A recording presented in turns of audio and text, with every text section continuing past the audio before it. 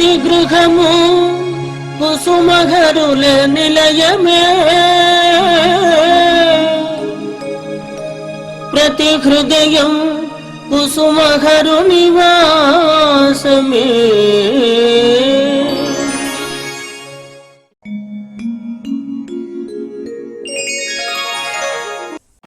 ప్రతి గృహము కుసుమహరుల నిలయం 867వ ఎపిసోడ్ విశేషములు.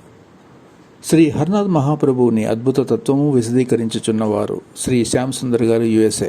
ప్రతి గృహము కుసుమహరుల నిలయము 867వ ఎపిసోడ్కు స్వాగతం, సుస్వాగతం. శ్రీ హర్నాథ మహాప్రభువుని అద్భుత సందేశం. ప్రతి వారిని నీ స్నేహితులుగానే భావించి అందరినీ ప్రేమించు. నువ్వు కూడా వారిచే ఆ విధంగా ప్రేమింపబడాలని కోరుకో. మంచి పని చేయడంలో ముందుగా చేస్తూ ఉండు. ప్రభు విశ్వమునకు చెందినవారు, అన్ని దేశాలకు సమానంగా చెందినవాడు కాబట్టి ఏ మతాన్ని గురించి చెడుగా మాట్లాడకు. పరిపూర్ణమైన పవిత్రతను కలిగి ఉండవలను. నీ మాటలతో పనులతో ప్రతివారిని తృప్తిపరచడానికి ప్రయత్నించు. సరైన అవకాశం లభించినప్పుడు దానిని ఇతరులకు సహాయం చేయడంలో సిద్ధంగా ఉండు. ఈ ప్రపంచంలోనికి ఎవరు ఒకే విధమైన ధనంతోనూ సంపాదనతోనూ రాలేరు కాబట్టి బీదవారిని తమ మీద ఆధారపడ్డ వారినిగా భావించి వారికి సహాయం చేయడం ధనికుల విధి, కర్తవ్యం. ఇదే శ్రీ హర్నాథ మహాప్రభువుని అద్భుత తత్వం. జగన్మాత శ్రీ కుసుకుమారి దేవి శ్లోకం గానం చేయుచున్న భక్తురాలు శ్రీమతి లలిత గారు, హైదరాబాద్. కుసుమహర శ్రీ కుసుమకుమారి దేవి స్తోత్ర శ్లోకములు. విభావయే చేతసి విస్ఫురత్ ప్రభా నుబంగ వాత్సల్య తరంగ వీక్షణాం అభీత్యభీష్ట ప్రదపాని పల్లవాం శుభోత్సుకాం శ్రీ కుసుమ కుమారికాం. శ్రీ హర్నాథుని అవతార విశిష్టత తెలియచేయుచున్న భక్తురాలు విద్యావేత్త శ్రీమతి చింతావాణి శర్మ గారు, కాకినాడ. కుసుమార, నా పేరు చింతావాణి, మా వారి పేరు చింతా కామేశ్వర శర్మ, మాది కాకినాడ. ప్రతి గృహము కుసుమహరుల యూట్యూబ్ ఛానల్లో మీతో కొన్ని విషయాల్ని పంచుకోవడానికి మీ దగ్గరికి వచ్చాను. బాబా యొక్క సర్వజ్ఞత్వం, సర్వవ్యాపకత్వం, ప్రాణప్రదాత, ఇలా బాబా తన అవతారం స్వీకరించినప్పుడు అవతారంలో ఏ ఏ విశేషాలు ఉండాలో అంతకు పూర్వావతారాల్లో ఉండేటువంటి విశేషాలను కూడా జోడించుకుంటూ ధర్మాన్ని కాపాడుతూ ధర్మరక్షణ చేస్తూ శిష్ట రక్షణ, దుష్ట శిక్షణ చేస్తూ ఏ విధంగా తన అవతారాన్ని కొనసాగించాలి, మిగతా అవతారాల కంటే విశిష్టంగా ఎలా ఉన్నారు అనే విషయాన్ని మనం ఇప్పుడు తెలుసుకుందాం. బాబా అవతారంలో ఆయన మనకి వాగ్దానం చేశారు. ఏమని? నేను మిమ్మల్ని మీ పాపభారాల్ని నా మూపున వెయ్యండి, నేను మిమ్మల్ని గోలోకానికి తీసుకెళ్తాను, మీరు మీ పాపభారాల గురించి చింతించవద్దు, నేను నరకానికి వెళ్ళినా సరే మీ పాపాలను భరించి వాటి కోసం నేను నరకానికి వెళ్ళవలసి వచ్చినా సరే నేనేమీ బాధపడను అని బాబా చెప్పారు. అలాగే బాబా ఇక్కడ కూడా మనం ప్రాణప్రదాత అని ఒక చిన్న సంఘటన చూసి మనకి అర్థమవుతుంది, మనం తెలుసుకోవచ్చు. ఒకసారి రమాప్రసాద్ ఘోష్, ఆయన కొంచెం చిన్న పిల్లవాడు, ఆయన ఏదో బంతి ఆట ఆడుకుంటుంటే ఆ బంతి వెళ్ళి ఒక కొండ వెనక పడింది. కంచి ఉంది, ఆ కంచి దగ్గర ఒక కర్ర ఉంది. ఆ కంచె దాటి అటు వెళ్ళాలంటే ఆ కొండ వాలుగా ఉంది, కిందకి పడిపోతే పెద్ద లోయ ఉంది, ఇంక ఎటువంటి పరిస్థితుల్లోనూ ఎవరు కూడా బ్రతికే అవకాశం లేదు. అయితే బాబా నెమ్మదిగా ఆ పిల్లవాడు నెమ్మదిగా ఆ కంచి దగ్గరికి వెళ్ళాడు. ఇదంతా బాబా అదృశ్యంగా చూస్తున్నారు అక్కడ దూరంగాను, వాళ్ళకి తెలియదు ఆయన చూస్తున్నట్టు. ఆ కంచి దగ్గరికి వెళ్ళాడు, కంచి దగ్గర ఉన్న కర్ర తీసి పుచ్చుకొని ఆ కొండ కొంచెం దిగువ భాగంలో ఉన్న బంతిని లాక్కోబోయాడు. ఈ పిల్లవాడు జారిపోతున్నాడు. అక్కడ ఉన్నటువంటి ఆయన మా బంధువులు వాళ్ళంతా అయ్యో పిల్లవాడు పడిపోతున్నాడు, రక్షించండి అని అరుస్తున్నారు. వెంటనే బాబా తన అమృత హస్తాలతోటి ఆ పిల్లవాడిని పట్టుకొని ఆ కర్ర తన చేత్తో పుచ్చుకొని ఆ కంచెని దాటి పిల్లవాడిని రక్షించి, ఆ కంచె దగ్గర ఉన్న పిల్లవాడిని రక్షించి కొండ నుంచి కింద పడిపోకుండా రక్షించి ఆ పిల్లవాడికి కావాల్సినటువంటి బంతి కూడా తీసి ఆయన ఇచ్చారు. ఇదంతా మనం చూస్తుంటే ప్రహ్లాదుని రక్షించడానికి వచ్చినటువంటి విష్ణుమూర్తిలాగా బాబా కనిపిస్తారు. ఎందుకంటే ప్రహ్లాదుని కొండల మించి తండ్రి తోయమని ఆజ్ఞ ఇచ్చినప్పుడు కూడా వాళ్ళు ఆ దుష్టులు అందరూ తోస్తున్నప్పుడు కూడా ఆ కొండ మించి కింద పడకుండా ప్రహ్లాదుని 2 చేతులతోటి పట్టుకొని ఆ సమయంలో విష్ణుమూర్తి అతను నమ్మినటువంటి ఆ నారాయణ స్వరూపం వచ్చి ఆ ప్రహ్లాదుని రక్షించింది.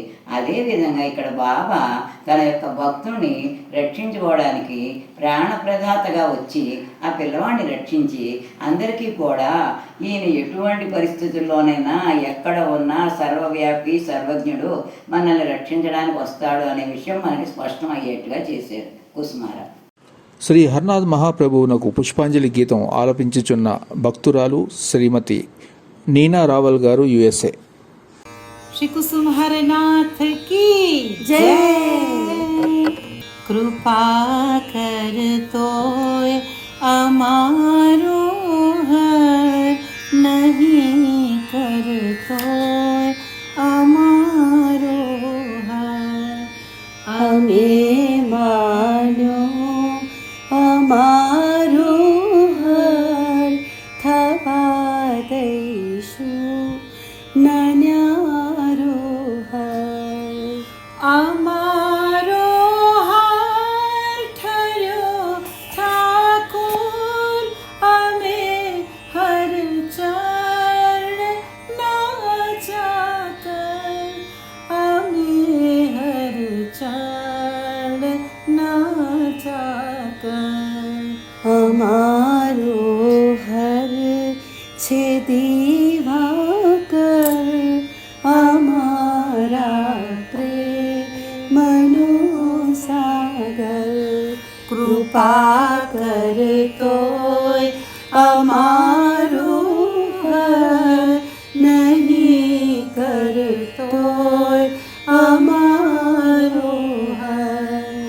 वदन अमने गमे हरनो, सदन अमने गमे हरनो, सदन अमने गमे हरनो। वचन अमने गमे हरनो, कवन अमने गमे हरनो।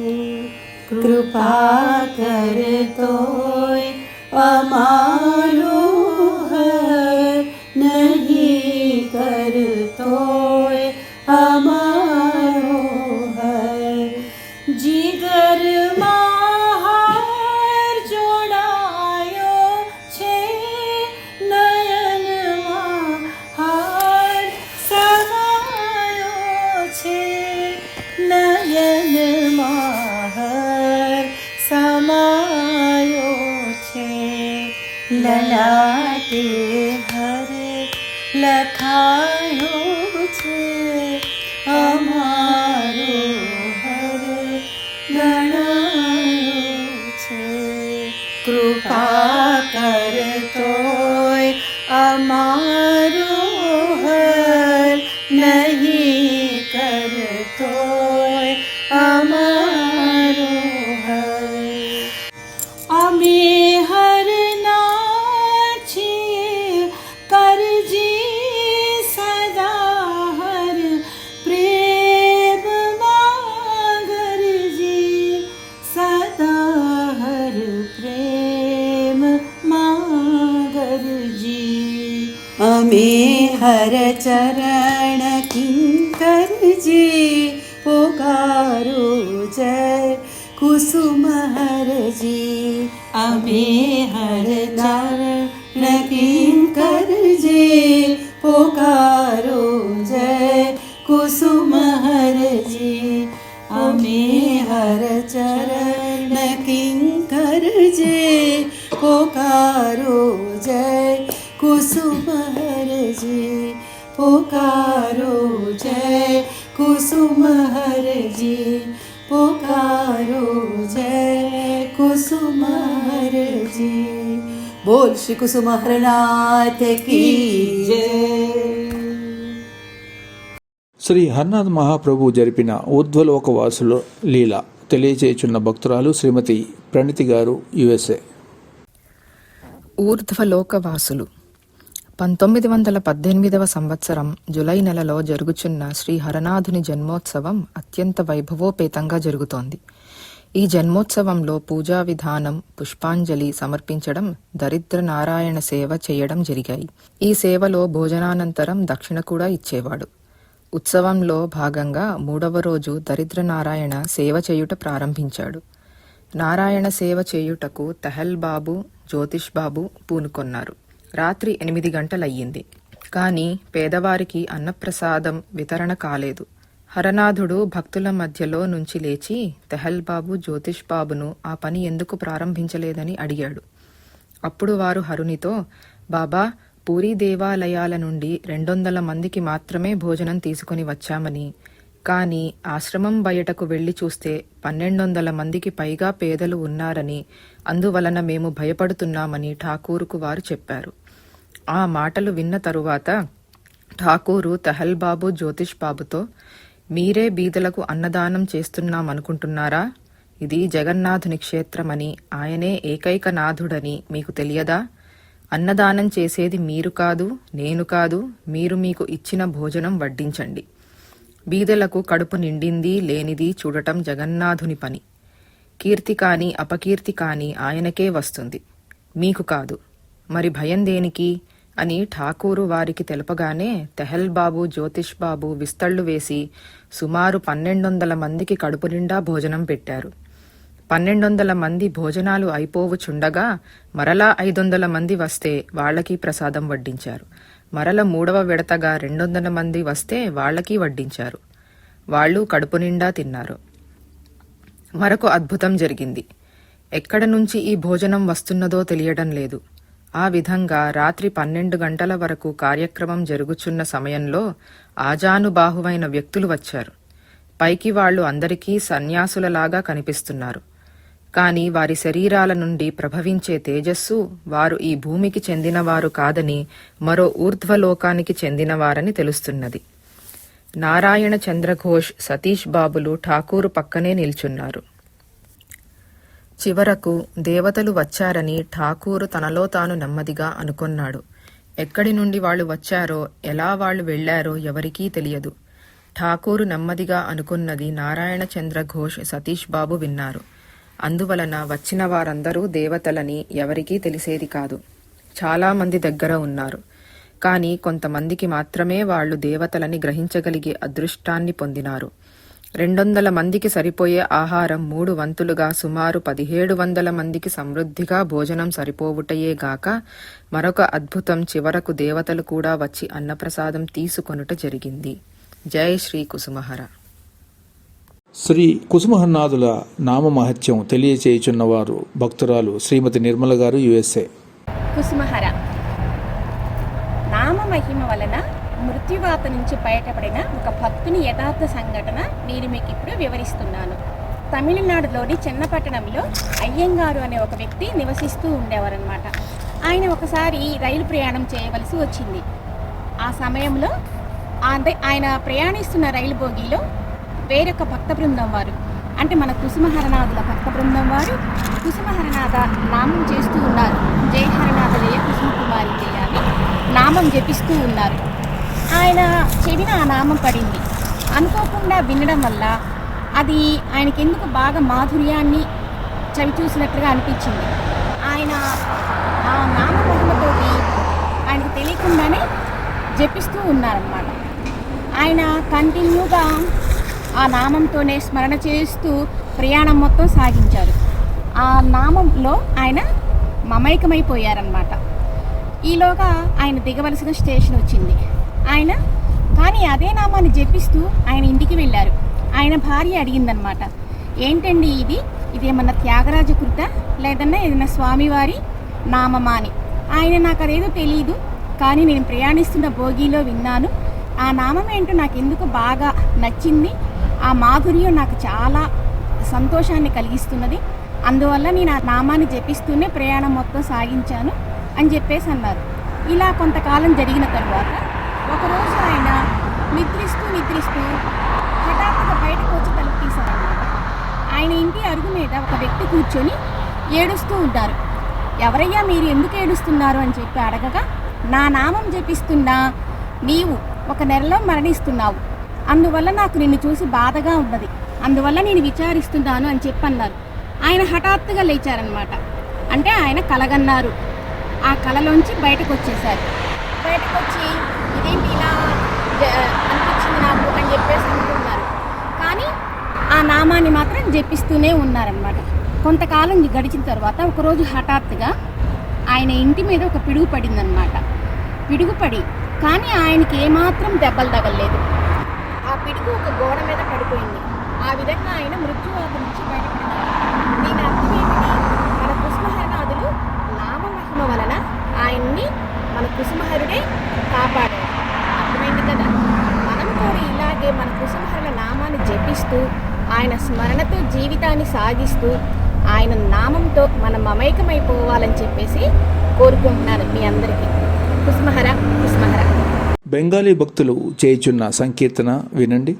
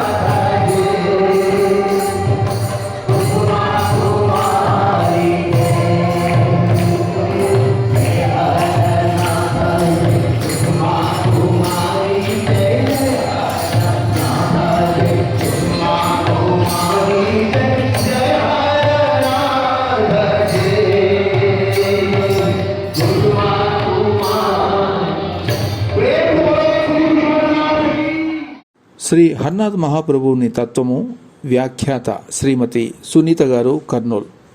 జై శ్రీ కుసుమహర. శ్రీ కుసుమ హరనాథుని తత్వం తెలుసుకోవడానికి జన్మ జన్మలో ప్రయత్నం చేయాలి. అయినను ఆయన పరిపూర్ణ మనోవికాస తత్వాన్ని ఏమాత్రం తెలుసుకోలేము. ఎందుకంటే హరనాథుని హృదయం గగనమంత విశాలమైనది. ఆకాశంలో చుక్కలు లెక్క కట్టగలమా? అలాగే ఆయన మనస్సులో ప్రేమ పొందుతున్న భక్తుల సంఖ్య అనంతం. అందుకోసమే బాబా ప్రతి లేఖలో తన మనస్సును ప్రతిబింబించే విధంగా కొన్ని సంఘటనలను ఉదహరిస్తూ ఉంటారు. కానీ అవి మనకు మన ఆలోచనలను బట్టి, భావాలను బట్టి అర్థమవుతూ ఉంటాయి. ఇక్కడ ఒక చిన్న విషయాన్ని ఉదహరించాలని అనుకుంటున్నా. బాబా ఒక లేఖలో తన ప్రియ శిష్యుడు మాణిక్ లాల్కు లేఖ రాస్తూ, బాబా మరచిపొమ్మని మన్నించమని అడుగుతున్నాను అంటూ రాశారు. కానీ ప్రభువు రాసిన ప్రతి లేఖను మనం చదువుతున్నప్పుడు దానిని మనకు మనంగా ఆపాదించుకుంటే మన జీవన మార్గాన్ని ఆయన నిర్దేశిస్తున్నారేమో అని అనిపిస్తుంది. ఎందుకంటే మానవుని జన్మ పుట్టినప్పటి నుండి పుడమి ఒడిలో తిరిగి చేరేంత వరకు ఎలాంటి కర్మలను ఆచరిస్తే తాను భగవంతునికి ప్రీతిపాత్రుడు అవుతాడో, కృష్ణుని ప్రేమను పొందగలుగుతాడో అన్న విషయాలను ప్రతి లేఖనందు, ప్రతి అక్షరం నందు స్పష్టీకరించారు. మరచిపొమ్మని మన్నించమని అడుగుతున్నా అని రాశారు కుసుమహరులు. ఈ క్యాప్షన్ ఎవరి కోసమో కాదు, ఒక్క మాణిక్ లాల్ కోసమే కాదు, మన కోసం కూడా. ఎందుకంటే మన జీవన యానంలో మనం నిత్యం ఎంతో మందిని కలుస్తూ ఉంటాం, కొంతమందిని ఇష్టపడతాం, అతి కొద్ది మందికే చేరువవుతాం. ఇది జీవి యొక్క సహజ లక్షణం. కాబట్టి తారసపడిన ప్రతి వ్యక్తిలోనూ తప్పొప్పులు వెదకక, తెలియక చేసిన పొరపాట్లను మన్నించి, తెలిసి చేసిన గ్రహపాట్లను మరిచిపోయి అందరూ ప్రభువు బిడ్డలే అన్న సత్యాన్ని గ్రహించాలన్న సందేశం మానవాళికి తన భక్తులకు అందజేశారు కుసుమహరులు. ఆ 2 పదాలు ప్రతి ఒక్కరి జీవితంలో చాలా ముఖ్యమైనవి. అవి అలవాటు చేసుకోకపోతే మనం బతికున్నంతకాలం శత్రుగమనమే. ఏ సిద్ధాంతాలుగా పాటిస్తే శత్రుశేషము లేని ప్రియ బాంధవ్యాల జీవన సాంగత్యంలో, కృష్ణ ప్రేమ ఆరాధనంలో పునీతులు కావచ్చు. మరిచిపొమ్మని, మన్నించమని 2 పదాలు అణువంతే కావచ్చు, కానీ వాటి భావం సముద్రమంతా. అందుకే ప్రభువు లేఖ ప్రారంభంలోనే భక్తుడైన మాణిక్లాలకు నీకు ఏదైనా వ్రాస్తే ముందుగా మరిచిపొమ్మని, మన్నించమని అడుగుతున్నా అన్న పదాలతో ప్రారంభిస్తారు. మనలోని భ్రాంతి, ఖ్యాతి, ప్రీతి అన్న భావాలు వదిలి ప్రభువు చూపిన బాటలో నడిచి గోలోకధామం చేరుకోవాలంటే ప్రభువు ఆ కృష్ణుడిని చేరడానికి ఒక్క నామమే సరిపోదు. షోడశోపచార మానస పూజ గురించి కూడా ప్రభువు చెప్పి ఉన్నారు. అందులో మొదటి శ్లోకం ఇలా ఉంది: ఓ హరనాథమూర్తి, మహిమోత్థిత దివ్య యశశరీర సుస్నేహమయ స్వరూప, వివశీకృత భక్త హృదంతరంగ ఆయాహి మహానుభావ, వినయాంచితమైన మదీయ మానస వాహన పూజ గైకొని యపార ముదుంపుది నోలలార్చగన్. అంటే, ఓ హరనాథ ప్రభువో, మహిమలతో పెంపొందించి దివ్య కీర్తి శరీరము కల ప్రభు, మంచి ప్రేమతో పరిపూర్ణమైన రూప సంపద కల ప్రభు, భక్తుల హృదయాంతరంగములను పరవశపరుచు ప్రభు, మహానుభావ, వినయముతో ఒప్పుచున్న నా యొక్క మనస్సంబంధమైన ఆవాహన పూజను స్వీకరించి అపారమైన ఆనంద సాగరములో నన్ను ఓలలాడించుటకు దయచేయుము అని భావం. ఈ విధంగా మానస షోడశోపచార పూజను ప్రభువుకు నామముతో కలిపి మన ఉచ్ఛ్వాస నిశ్వాసలలో రంగరించి మన మనస్సుని, ఆలోచనను ఏకం చేసి ఆయనకు నైవేద్యముగా నివేదనము చేస్తే అపార భాండాగారము గల తన ప్రేమలో ఇసుమంతైనా మన మీద ప్రసరింపచేయడా? జై శ్రీ కుసుమహర.